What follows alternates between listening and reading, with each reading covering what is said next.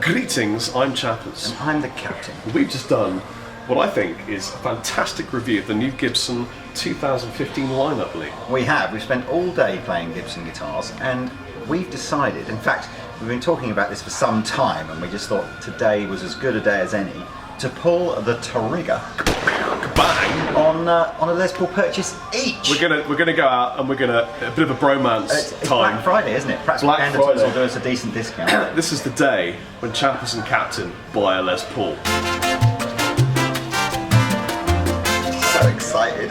We've just had a really interesting, and I think this kind of sums up the whole Chappers and the Captain kind of view on guitars, in that I'm still, despite actually really liking pretty much everything about the 2015 stuff, and I know you're going to hate me for saying this, actually really getting quite used to having a guitar with mini tune on it, or G-Force as it's called now. If I'm being totally honest with you, the only thing on there that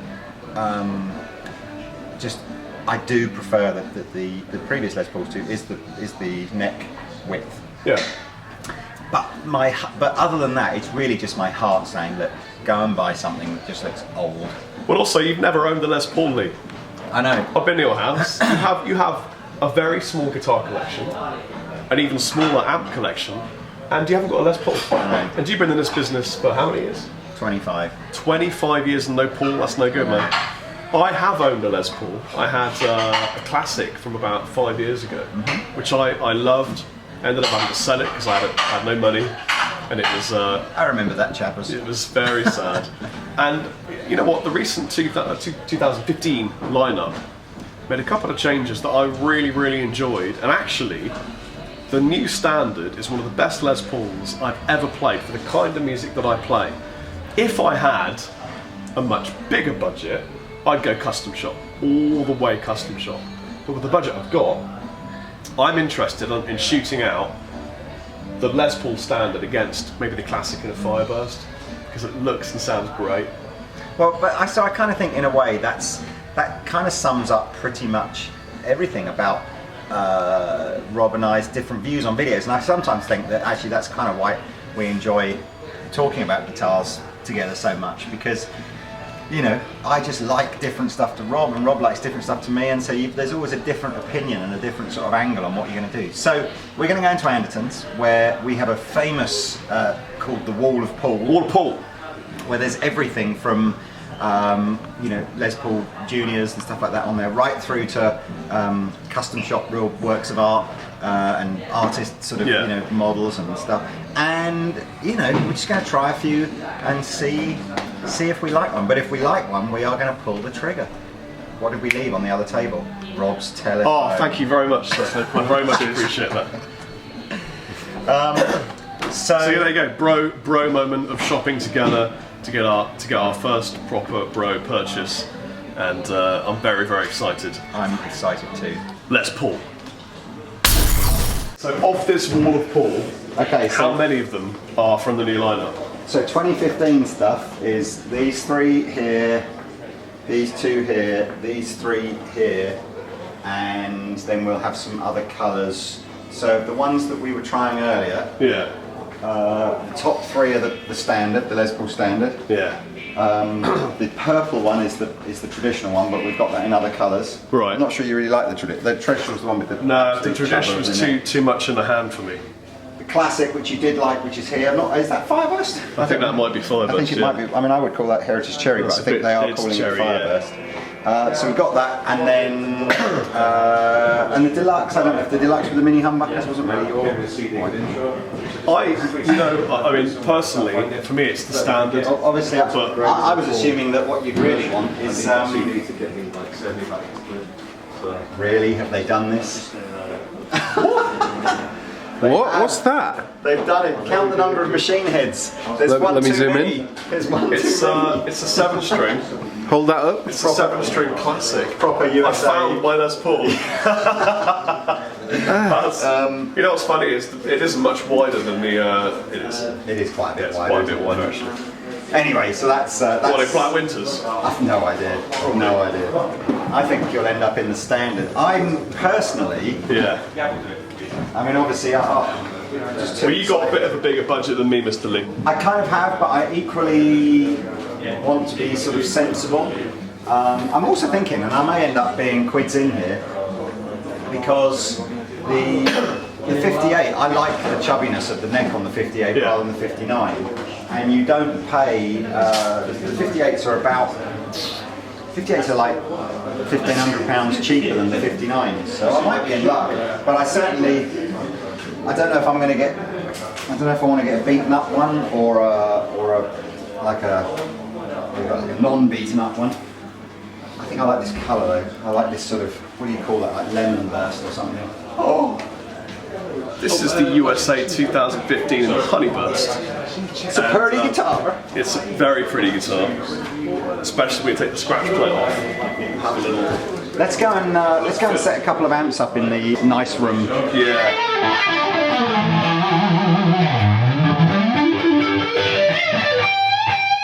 Oh man, it's all good. It just plays really nicely.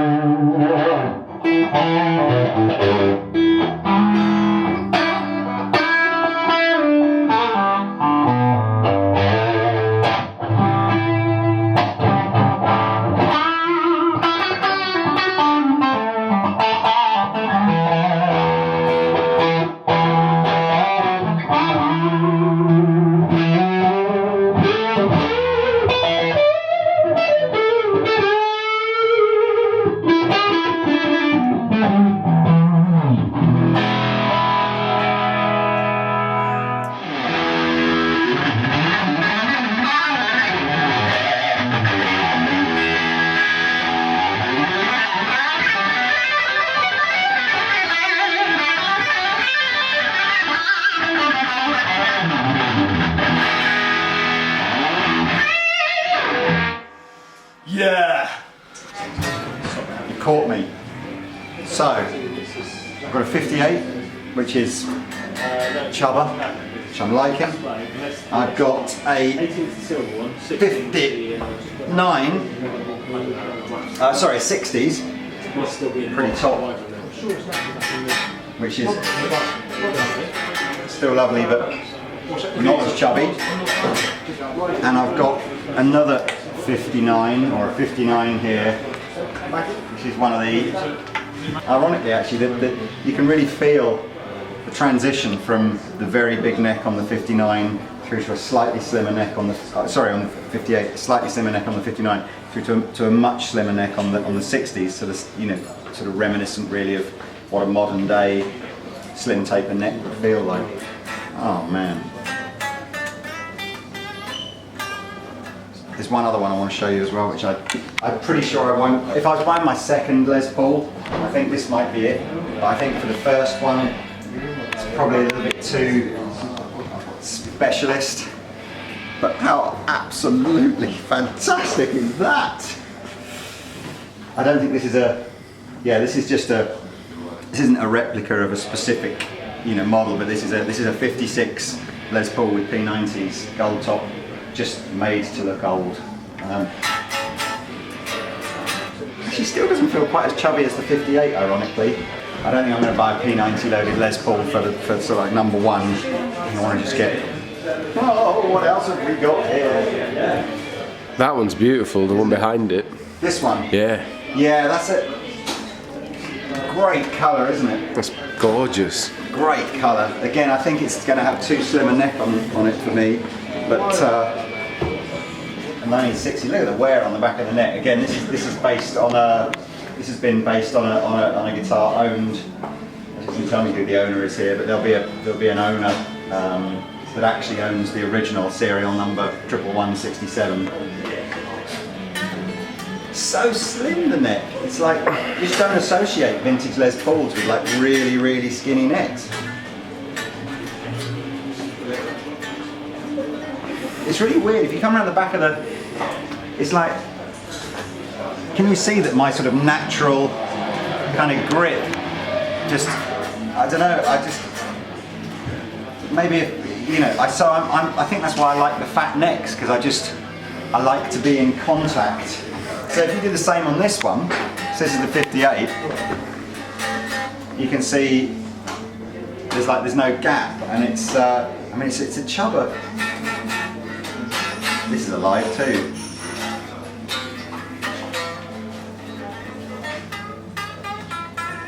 I think you can tell so much about whether you're going to like a guitar or not before you even plug it in. Obviously you can get the feel, you can kind of feel that. I can feel this guitar vibrating against my stomach. It's pretty as well, isn't it?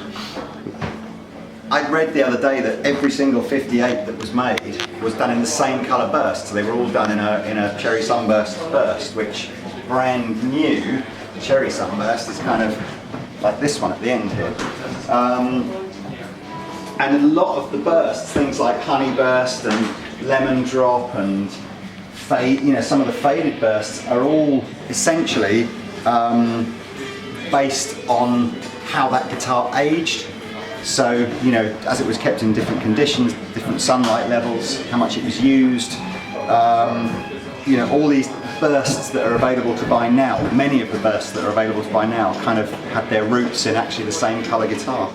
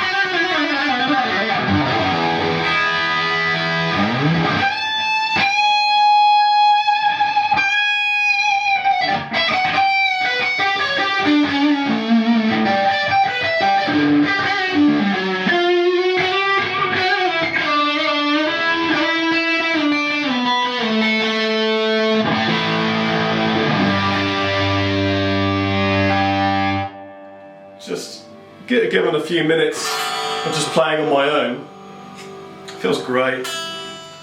I'm absolutely sold on the standard, and it's either going to be this one. I've sneakily asked Lee if I can take a look at some of the others with the same finish, just to pick sort of the nicest top. But you know, when you get the kind of you start to build a bond with a guitar.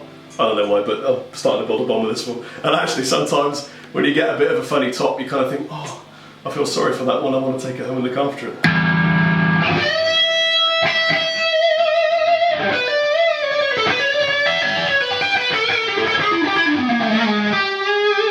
I'm really enjoying the phase reversal situation in the middle pickup.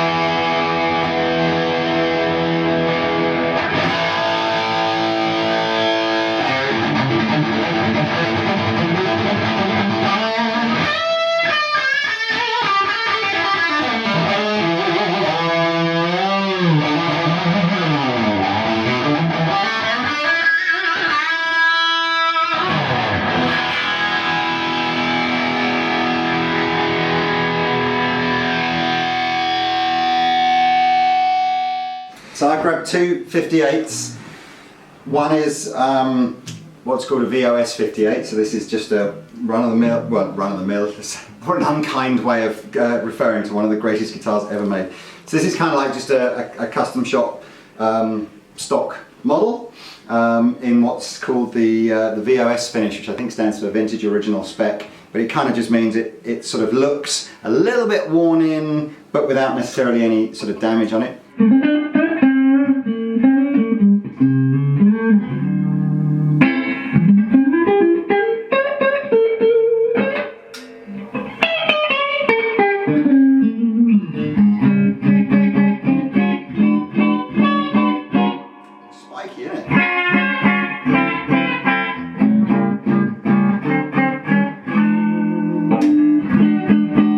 This one is a 58, actually based on whose is this? This is it doesn't tell me who the collector is, but the original one of these guitars exists somewhere in the world and would have been lent to Gibson so that they can do all kind of laser X-ray copying, so they can work out kind of any body routing that might be there. They'll unwind the pickups to see what's special about them, and all the sort of the wear and tear and everything will be sort of authentically done like the original. So you can see that this one is incredibly worn, especially the neck. I mean, it's very rare that you see one with that much wear on it. So I'm going to just try them both. I've been sitting outside whilst Rod's playing, just kind of noodling on all the ones, and it's kind of weird really, because the 59 is the most popular neck profile in the 60s, and that's kind of what all modern Gibsons are really sort of based on. But I guess, I don't know, it's obviously a style or whatever that I'm more comfortable with. I like the 58 neck.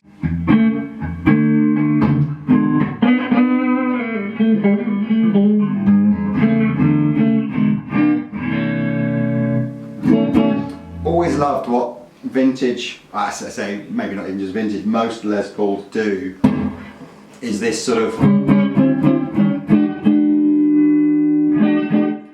very too usable sort of sound, just in like the smallest turn of the smallest turn of the volume.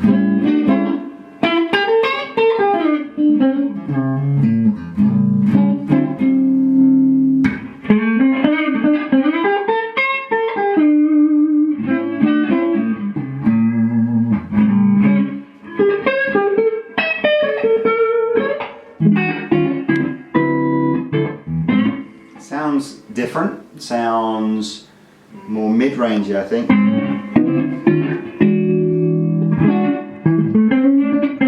A little darker maybe.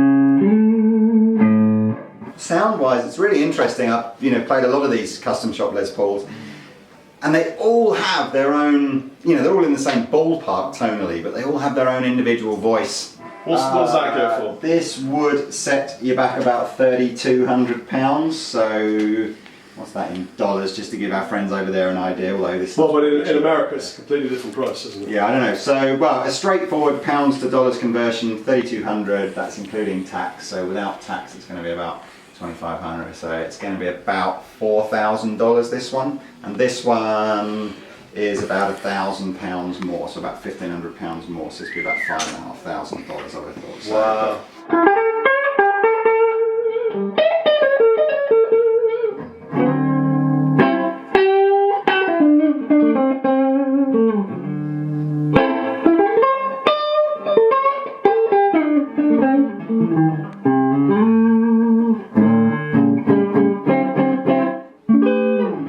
Nice. Well, dude, I'm not used to a short scale length. yes. And they come at 10s. Yes. And we tuned down to drop C. Whoa. So I might need to put some of these.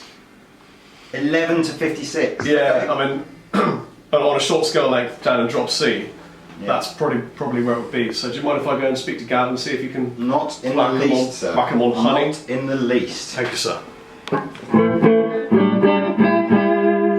This was the other one that caught my eye, which I said I wouldn't buy because if you're going to have one Les Paul, I kind of think it's a bit criminal to have a P90 loaded one. You should really have a humbucker loaded one. But hey, got to give it a try, haven't you? Because it just looks and feels fantastic.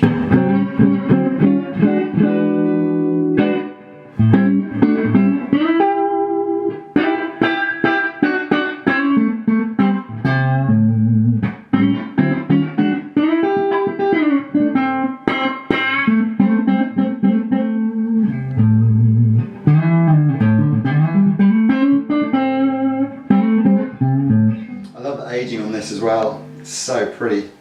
Let's just try the other one again. There's gotta be worse ways to make a living. This guitar's speaking to me. It's speaking to me in a way, it's connecting with my wallet.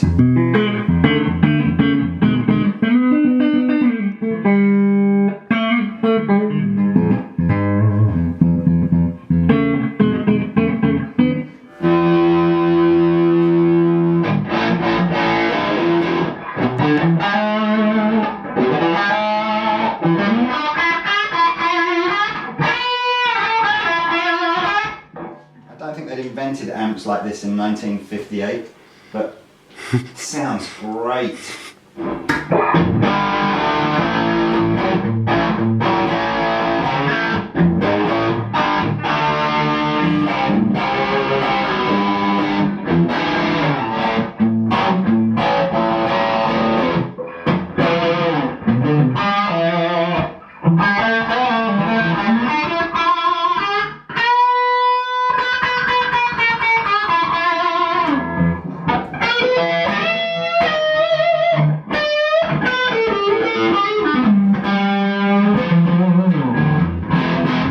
You stealing his guitar?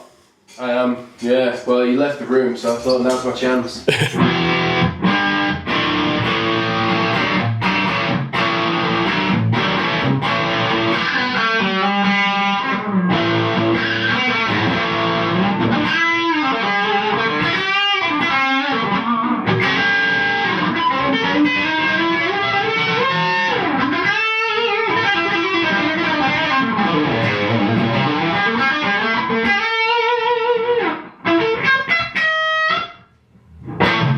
If you want to come up with a name for this for me, at the moment Rob has suggested Fate, which is the kind of the combination of 50 and 8, which I really like, and perhaps it is Fate that's maybe by its guitar. But the colour is Dirty Lemon. It is a 58 Les Paul, so if you want to come up with a name, sensible suggestions only please. I will consider them, and if I find one that I like better than Fate, I'm going to go with that, but it's got to be Dirty Lemon inspired. So I've taken honey and stripped off the bits I don't need. I put 11 to 56 on her and tuned it down to drop C, which is where I live, and this is the result.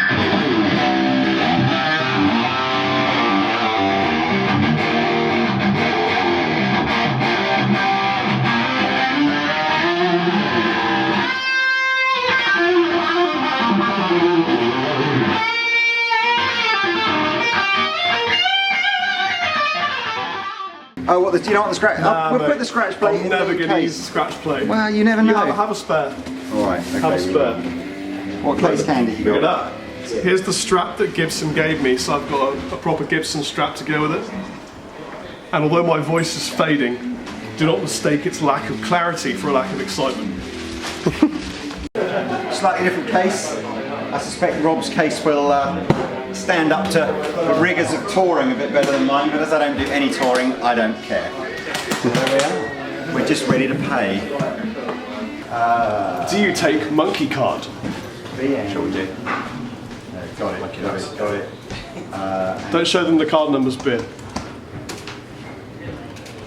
What colour is it that you've gone for again? Honeyburst. Honeyburst. Not 6 o'clock, we're still got Honeyburst perimeter candy. all done yet. Beautiful. Perimeter candy. That's cool. Thank you very much. Anyway, you don't need to see this bit now. Bye. Bye.